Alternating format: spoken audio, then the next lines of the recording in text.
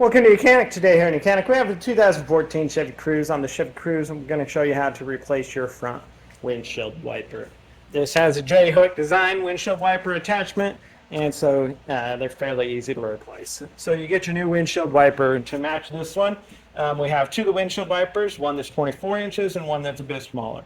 So you buy the one for each one and then be able to replace it. So then you'll get to this. We raise up our armature there and be able to just move this in the up position.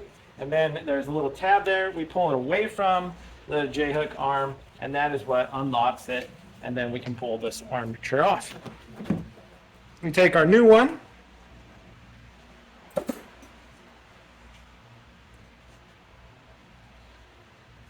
Take our new one, be able to line it up.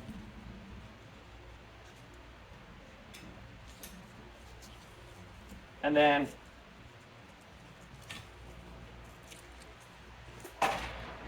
all right, we have our new windshield wiper, and we're going to line the little J-hook up inside there, and then we just pull it toward the J portion there, so away from the vehicle, and then it's locked in, and then be able to put our windshield wiper down, and that would be the replacement. You don't want to just push that down. You have potential of breaking the window sometimes if it hits the window too hard.